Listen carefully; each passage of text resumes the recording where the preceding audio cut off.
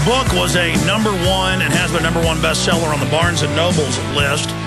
#1 bestseller in the education department.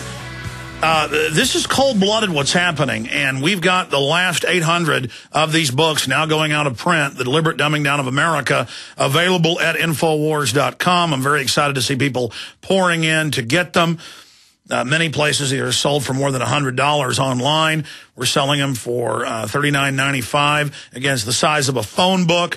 These are so important to have as a historical record and to fight this enemy operation, because Charlotte Iserby was the head of policy, Department of Education, and she was able to put their blueprint together in one place. Again, it's available at Infowars.com or by calling toll-free 888-253-3139, 888-253-3139. You can also write to us at P.O. Box 19549, Austin, Texas, 78760. And look, their whole Copenhagen global tax has fallen apart.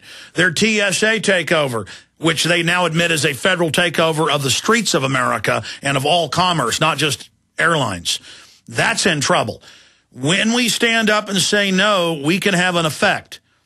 Okay? So this is a great tool in that fight.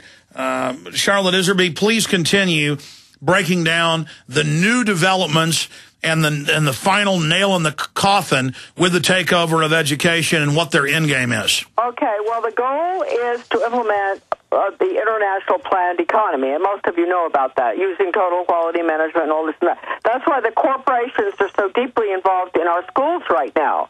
And as I said, this started out when I was in my office, in the Office of Educational Research and Improvement. I saw that when Ronald Reagan set up an office in the White House for, it was called nice name, the Council for Private Sector Initiatives. My boss made a mistake sending me over to the White House as a liaison. So I went over and I just innocently said, you know, I'm not highly educated, but when you merge the public and private sector, which is what it was all about, isn't that corporate fascism? And this lovely lady said, well, gee, I don't know whether anybody really thought of it that way. Well, they did. And that was exactly the beginning of this merger of the public and private sector, which the nicest thing you can call it is corporate fascism. But basically, it's socialism and it's communism, and it is a planned economy, and that is not the American way. Now, you can say, oh, well, that can't happen in our schools. Oh, yes, it can. It's happening through, they had to destroy the schools first to make them so horrible that parents and all would accept anything. And so they talk about school choice. It sounds so nice. That means parents are really happy. They're going to be able to put their child into a school that teaches the 3 R's and sound values. No, folks. The school choice is lethal. They're going to bring our country down and change our whole form of government and economic system through school choice and charter schools. Now, I know there are people out there who are really shocked because they're going to be saying, oh, well, my conservative, a great conservative organization that I give money to, and the Heritage Foundation, all these American Conservative Union, and all these conservative groups support school choice. Well, folks, look, join the crowd with me. Can you imagine how dismayed I am? That's hardly the word. I thought I was a conservative.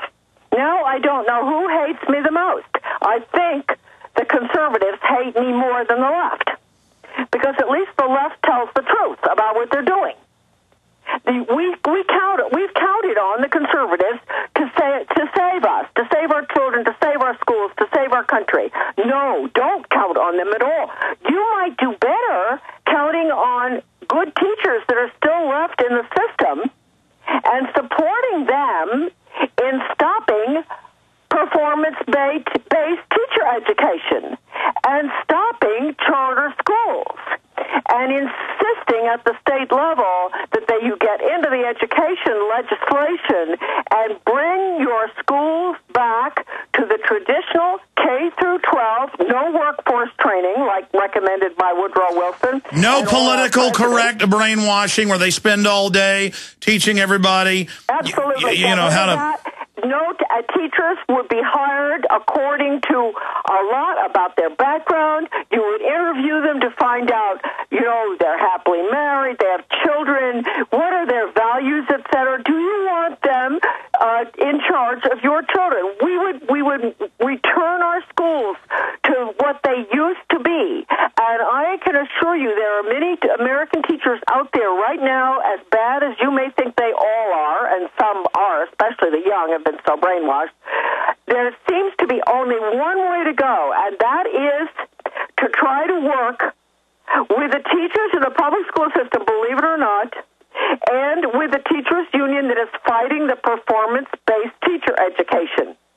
Because if you don't do this, we've had it. I never thought I would get to the point where I would have to recommend that this is the only place to go, because I cannot find a single conservative organization in the country that is willing to admit that they are imposing a planned economy on us through school choice and charter. But that's schools. what Webster Tarpley wrote in his 3 books on Obama, that Obama's job was posing as a liberal and busting up Chicago schools, not to fix them, but to hand them over to Bill and Melinda Gates, who literally teach the kids that one-child policy is good, that humans are bad. They admit, even 2020, as you know, back in the early 90s reported, that when they brought death education in that you warned about, it teaches the kids how to commit suicide, and then suicide explodes. They bring in more death education, more drugs, suicide explodes, more Prozac, which causes suicide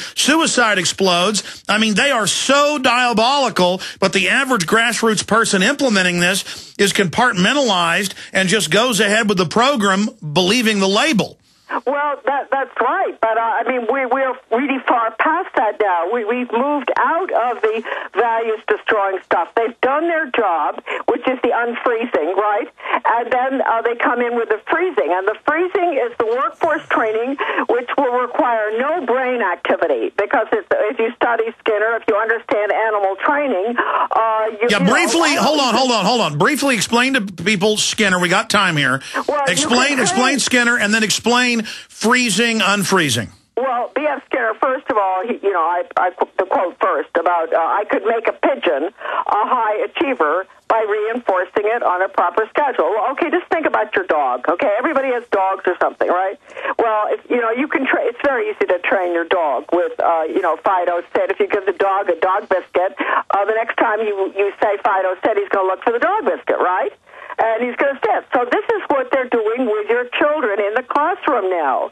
This is workforce training. There is no thinking going on in Fido's head. It's just neurological, if you understand. You go to the doctor, he used to do this, has a rubber hammer, he hits your knee, and your knee pops up. That's reaction. That's not thinking.